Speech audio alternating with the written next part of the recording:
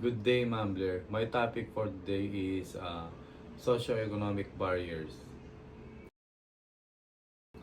Many promising athletes coming from low-income households have no eligibility to join competition due to high fees and travel costs. This creates unequal access, limited opportunities, and unfair barriers based on socioeconomic status.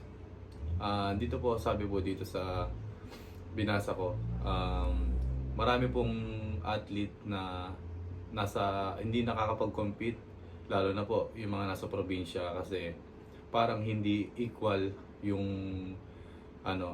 lifestyle.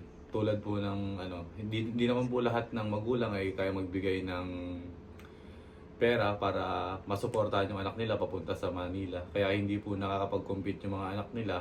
And hindi ko naman po sinasabi na mas malalakas yung mga probinsyano kaysa sa mga nakatira sa city. Pero based po sa mga na-experience ko, parang mas nag-compete po yung mga galing po ng province kaysa sa city, kasi po sanay sila sa hirap, pero kulang po yung kakayahan nila para makapag-compete dahil wala silang pera. And dagdag ko lang po, hindi naman po lahat ng nasa probinsya hindi na kayang makapag-compete sa Manila, dahil marami din naman pong may kaya, tsaka may same opportunity na nasa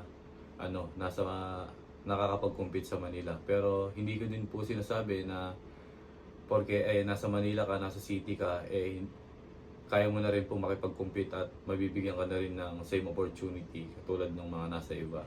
And para sa akin po, kung mabibigyan po sila ng pare-parehas na opportunity and privilege para makapaglaro ng ganun, mas mabibigay po nila yung best nila at saka makakapag-compete sila ng maayos.